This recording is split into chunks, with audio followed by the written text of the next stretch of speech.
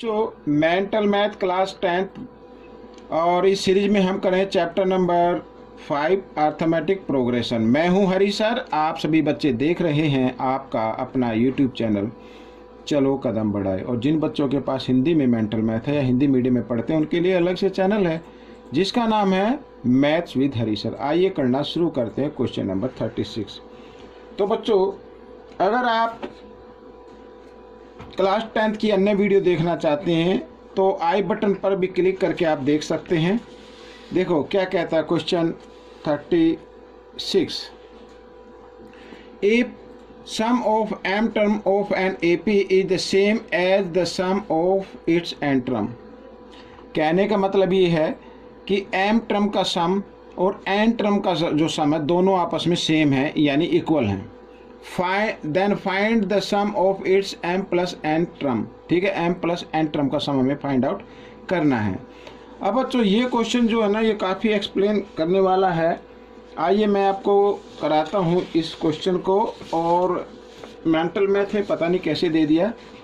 आइए तो इस पेज पर करते हैं। ठीक है, क्वेश्चन कहता है कि एम टर्म का सम इक्वल है एन टर्म के सम के इक्वल। ठीक है, इस तरीके से एम टर्म का सम, अगर एम टर्म गिवन हो तो कैसे निकालते सम, तो m बाई 2 ये तो मालूम ही है, और इधर 2a ब्रैकेट के में, ठीक है, प्लस और m माइनस 1 यानी जितने भी टर्म होते हैं उनसे 1 माइनस करते हैं और यहाँ पर लगाएंगे d यानी कॉमन डिफरेंस और इक्वल इस तरीके से। ठीक है, इक्वल एन टर्म का सम n by 2 2a plus n minus 1 और d।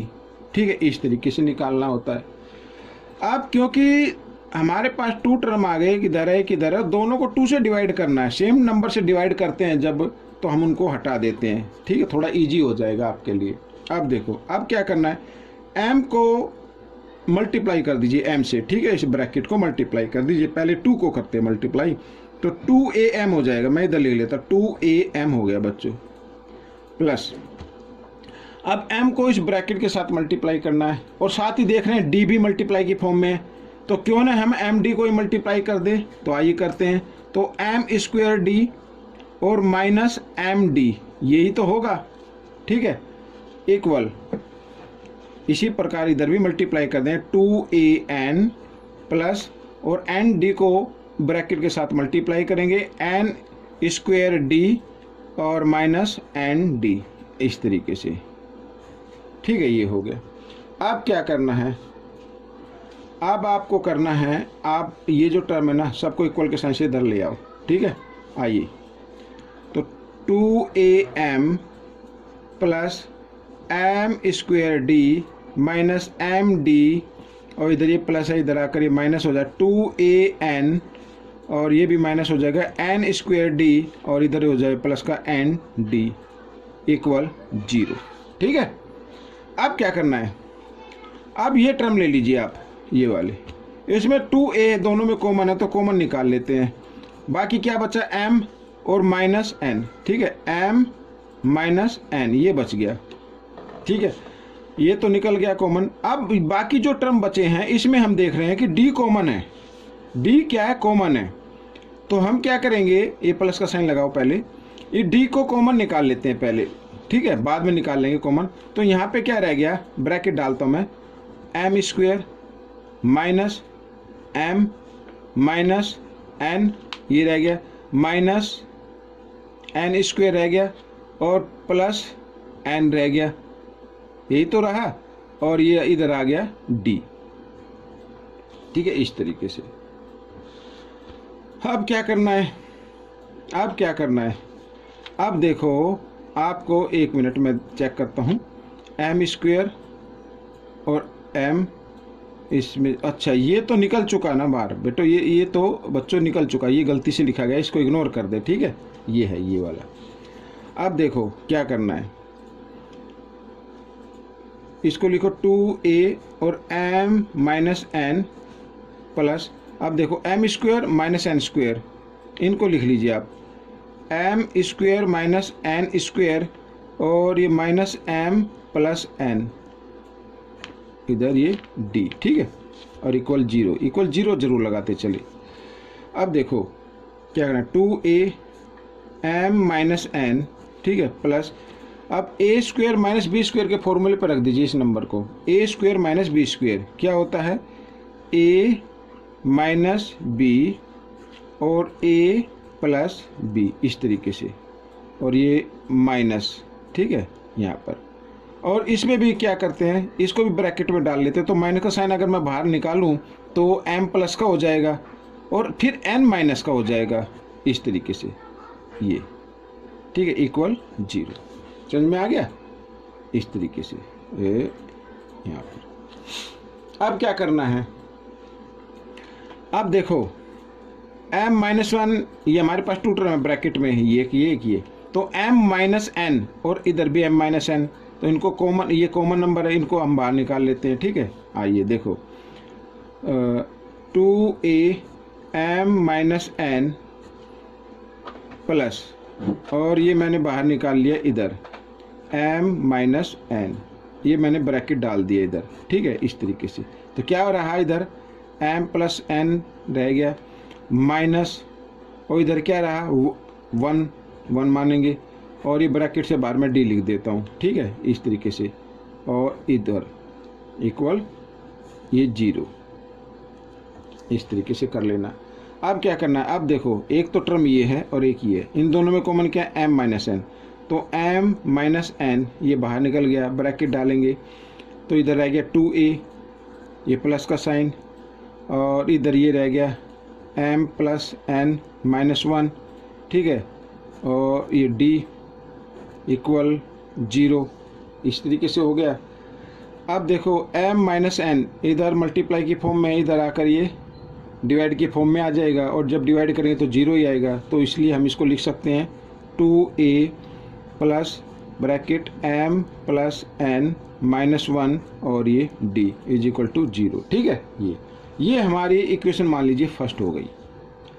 अब क्वेश्चन कहता है कि आपको ना s m plus n term आपको फाइंड आउट करना है, यानी m प्लस n का सम, योग, ऐड, जो भी आप कहना चाहे वो हमें फाइंड आउट करना है, ठीक है। तो m प्लस n का सम हम कैसे फाइंड आउट करेंगे, आइए, तो m प्लस n बाई 2 यही तो होता है, ब्रैकेट डालेंगे 2a plus m plus n minus 1, ठीक है, और फिर क्या आता है, ये ब्रैकेट में d, यही होता है।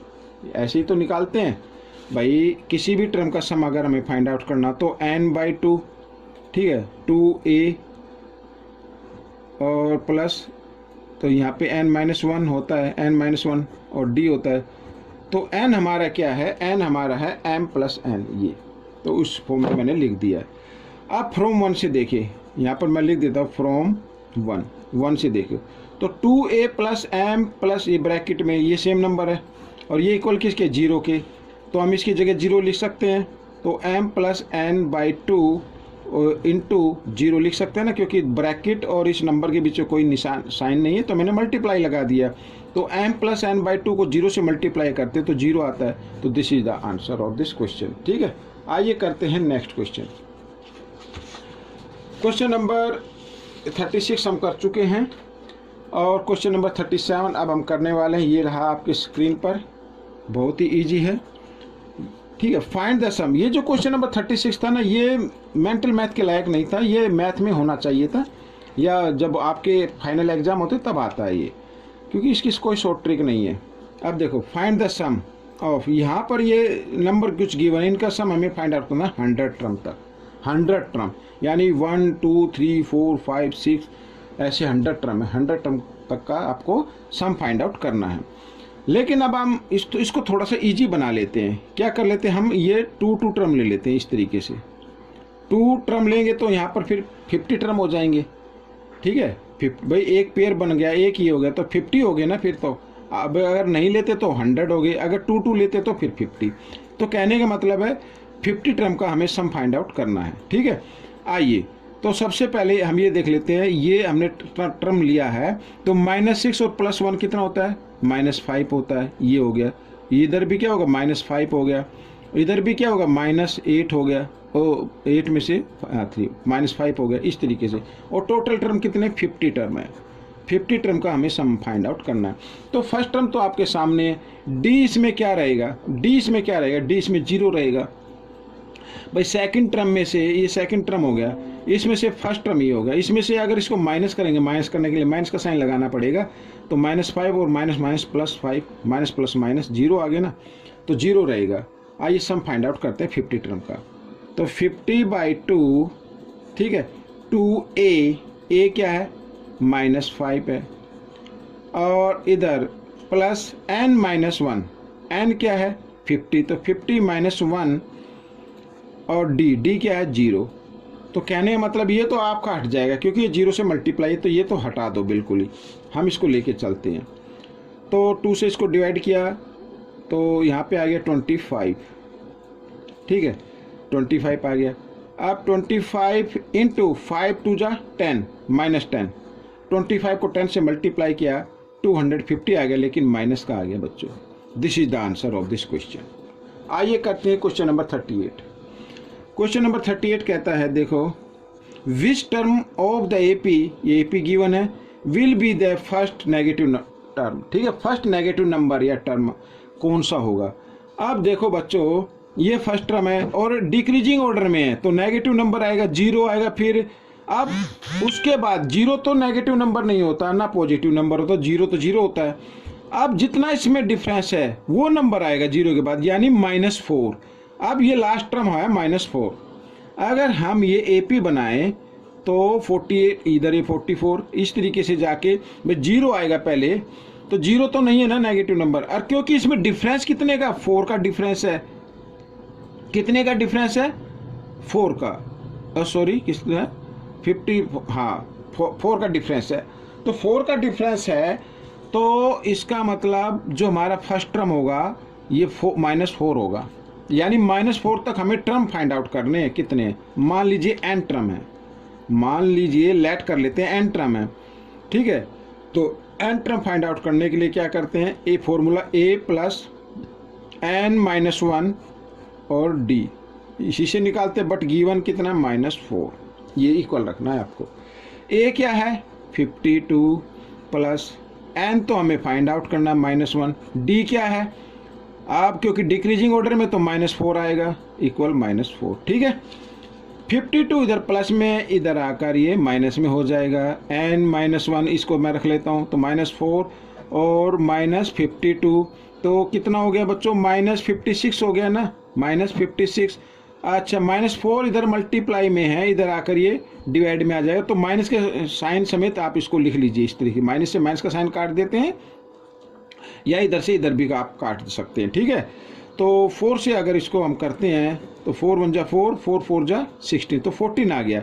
अब n = 14, ये -1 इक्वल के साइन से इधर आया तो +1, तो ये हो गया 15। तो 15 टर्म, यानी 15 जो टर्म होंगे उसके वो हमारा नेगेटिव टर्म होगा। ये आपका आंसर आ गया। आइए करते हैं क्वेश्चन नंबर 39। तो क्वेश्चन नंबर 39 ये रहा आपके सामने, बहुत ईजी है ये भी। देखो क्या कहता है, from your pocket money you save 1 rupees और 1 डे, 2 रुपीज और 2nd डे, 3 रुपीज और 3rd डे, सो ऑन, इस तरीके चलता रहता। How much money will you save in the month of February 2024। अब 2024 क्यों लिखा है, क्योंकि ये लीप ईयर है, और लीप ईयर के अंदर फरवरी में 29 डेज होते हैं, ठीक है। तो 29 डेज का हमें सम फाइंड आउट करना है। तो 1 2 3 इस तरीके से वो रुपीज बचाता जा रहा है। तो 29 डेज में, ठीक है, 29 डेज में कितने रुपीज बचेंगे ये हमें फाइंड आउट करना है। ये 29 टर्म नहीं है, ये मैंने लिखा है 29 टर्म का हमें सम फाइंड आउट करना है, ठीक है। तो सबसे पहले फर्स्ट टर्म तो आपके सामने गिवन है 1, और इनका जो कॉमन डिफरेंस है वो भी क्या है, 1 है। आइए 29 का हमें सम फाइंड आउट कर लेते हैं। तो 29/2 और 2a 1 और इधर प्लस n-1, यानी 29 - 1 कितना हो जाएगा, 28 हो जाएगा, और इंटू d क्या है 1 है, इस तरीके से 29/2, 2 1 जा 2, 2 1 जा 2 और 28 1 जा 28, ठीक है। ये आगे इधर कर लेते हैं। तो 29/2 और 28 और प्लस 2 कितने होते हैं, 30 होते हैं। ये 30 लिख दिया, 2 से डिवाइड किया 15 आ गया। 15 इंटू 29, 59 जा 135 का 5 कैरी 13, 15 2 जा 30 और 13 43 हो गया। तो बच्चों ये आपका आंसर आ गया, यानी 435 रुपीज़ उसके पास डिपॉजिट हो जाएंगे। ठीक है, तो क्वेश्चन 40 क्या कहता है, देखो आपके सामने है, जगह कम थी पिछले पेज पर। तो find the sum of all 11 terms, 11 term का सम फाइंड आउट करना ऑफ एन एपी, एक एपी है, whose middle most term is 30, जिसका मिडल टर्म क्या है, 30 है। ठीक है, मिडल टर्म मतलब अगर 11 टर्म इस तरीके से है, 4 5 6 7 8 9 10 11 टर्म हो गए, तो उसका मिडल टर्म यानी 1 2 3 4 5 5 इधर से छोड़ दीजिए, 5 इधर से छोड़ दीजिए, ये जो मिडल टर्म है ना ये 30 है। ये क्या है, मिडल टर्म क्या है, 30। और ये कौन सा टर्म होता है, 1 2 3 4 5 6 टर्म होता है। यानी कि 6 टर्म हम कैसे निकालते हैं, देखो a प्लस 5d इक्वल 30, यही तो होता है 6 टर्म, जो गिवन है 30। ठीक है, समझ में आ गया। आइए करते हैं, 11 टर्म का सम फाइंड आउट करना है। तो 11 टर्म का सम फाइंड आउट करने के लिए 11/2 फॉर्मूला आपको लर्न है, 2a plus n minus 1d होता है। तो n क्या है, 11, तो 11 माइनस 1 d, ये d हो गया। d की जगह आपको क्या लिखना है, जो d ही लिख देना है इधर। ठीक है, और ये आपका क्वेश्चन। ठीक है, इस तरीके से अब देखो 11/2 2a प्लस 11 माइनस 1 हो गया 10, तो 10d हो गया। ठीक है, अब क्या करना, 2 कॉमन ले लीजिए इसमें से, 11/2 ये हमने कॉमन ले लिया 2, तो यहाँ पर रह गया a प्लस 5d रह गया। ठीक है, 2 से 2 कैंसिल हो गया। अब क्या करना है, 11 into a plus 5d equal आ रहा है हमारे 30 के, तो a प्लस 5d की जगह 30 आपको लिख देना है। ठीक है, 30 लिख दिया, और इसको आप चाहे तो 1 मान सकते, तो यहाँ पर लिख लेता हूँ फ्रॉम 1। ठीक है, इस तरीके से। तो 11 3 जा 33 0, ये आपका आंसर आ गया बच्चों। तो ये क्वेश्चन आपका सोल्व हो गया। आपको ये क्वेश्चन कैसा लगा मुझे जरूर बताना है, और इसमें से सीखकर दूसरे बच्चों को जरूर सिखाना है। मिलेंगे नेक्स्ट पार्ट में, टिल देन थैंक यू।